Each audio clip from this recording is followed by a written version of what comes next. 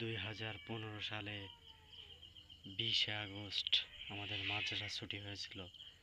ঘটনাক্রমে সেদিন রাত্রেবেলায় হুজুরও বাসায় চলে গিয়েছিল। মাত্র আমাকে আর আমার বন্ধুকে রাত্রেবেলায় মাদ্রাসায় থাকতে বলেছিল। রাত 8টার দিকে আমরা রাতের খানা শেষ করে মাদ্রাসায় চলে আসলাম। আসার সময় দেখি আকাশে অনেক মেঘ হয়েছে। আমরা দুজনে ব্যাটারি চালিত লাইট নিয়ে মাদ্রাসায় চলে আসলাম। আসার পরে লাইট কতক্ষণে বা জ্বালিয়ে রাখা যায়, আমরা দুজন লাইট বন্ধ করে শুয়ে পড়লাম। আনুমানিক রাত 1টার সময় আমাদের উস্তাদ এসে আমাদের দরজায় কড়া নাড়লেন। আমার বন্ধু রাজেশের অনেক ঘুম ছিল, তাই সে উঠল না। আমি একা একা গিয়ে দরজা খুলে দেখি উস্তাদ আমাকে বলছে, চলো দাওয়াত খেয়ে আসি।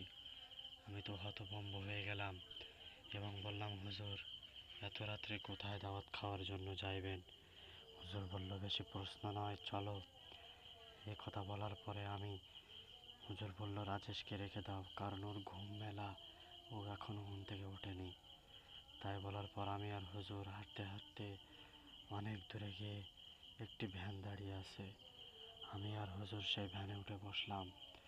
ভ্যানটা চলতে শুরু করলো। আমার তো মনের ভিতরে অনেক ভয় লাগতে লাগলো, না জানি আজ অমাবস্যার রাতে কী হয়ে যায়। আমরা কোনো রকমভাবে ভ্যানে গিয়ে একটি শ্মশানের সামনে হুজুর আমাকে দাঁড়িয়ে থাকতে বললেন। আমার তো তখন ভয়ে হার্টবিট বেড়ে গেল। হুজুর বলল, তুমি এখানে থাকো, আমি আসতেছি। এই কথা বলে উস্তাদ কোথায় জানি চলে গেল। আমার মনে আছে, আমার জীবনের এত সময় ধরে আমি কোথাও কোনোদিন দাঁড়াই নাই। অনেকক্ষণ পরে উস্তাদ একটি বস্তা নিয়ে এসে বলল, বস্তার মুখটা খোলো। আমি বস্তার মুখ খুলে দেখি আমার সেই বন্ধু, যাকে আমি মাদ্রাসায় রেখে এসেছিলাম, তার টুকরো টুকরো করা লাশ ওই বস্তার ভিতরে। আমি দেখে আঁতকে উঠলাম। হুজুর আমাকে বললো, ইয়াসিন সূরা পড়ো। আমার তো অবাক লাগতে লাগলো, কারণ ওই দিন সকালে হুজুর আমাকে ইয়াসিন সূরা না পড়ার জন্য মেরেছিল। আমি শুধু আউযু বিল্লাহ বিসমিল্লাহ পড়তে লাগলাম, আর হুজুর কুকুরের রূপ ধারণ করতে লাগলো। এই দেখে আমি দৌড়ে পালালাম।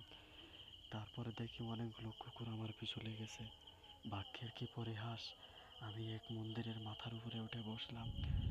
আল্লাহ, কি পরিহাসে মন্দিরের বাধা ভেঙে পড়ে গেল। পরের দিন সকালবেলায় আমাকে গ্রামের লোকজন আমার পাশে বসে বসে কান্নাকাটি করতেছে। তাদের জিজ্ঞাসা করতে তারা বলল, তোমাকে আমরা মাদ্রাসার পিছনে অজ্ঞান অবস্থায় পেয়েছি, আর তোমার বন্ধু রাজেশের লাশ আমরা মাদ্রাসার পিছনে কবরস্থান থেকে টুকরো টুকরো অবস্থায় পেয়েছি।